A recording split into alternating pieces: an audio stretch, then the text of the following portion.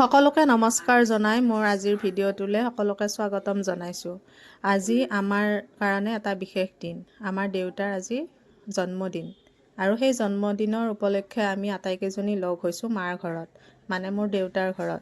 প্ৰতি বছৰে আমি দেউতাৰ জন্মদিনটি এনেদৰে উদযাপন কৰোঁ। আমি আটাইকেইজনী এনেদৰে লগ হওঁ আৰু আমাৰ ভাল লাগে আৰু আমাৰ মেইন উদ্দেশ্য হৈছে দেউতাৰ জন্মদিন বুলি এটা সৰুকৈ কেকো বনাই লৈ আহিলোঁ। মই যিহেতু কেক বনায়ে থাকোঁ আৰু মোৰ দেউতাৰ জন্মদিন বুলিনো কেক এটা নবনাম জানো। আৰু আপোনালোক সকলোৱে আশীৰ্বাদ কৰিব দেউতা যেন ভালে থাকে, কুশলে থাকে।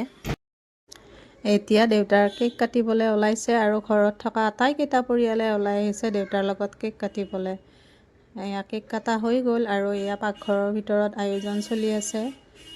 চাহ বনাইছে আৰু ইফালে মা চাহৰ কাৰণে আহিছে ভিতৰত। আৰু দেউতাক চাওকচোন এয়া কি কৰিছে মুখত আমাৰ ইহঁতে।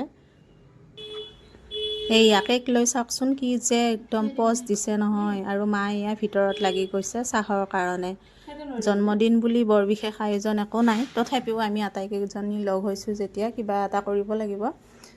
এতিয়া বাৰু চাহৰ কাৰণে আয়োজন চলি আছে আৰু এইহঁত দুটা টেবুলৰ ওপৰতে উঠি লৈছে চাওকচোন এইয়া।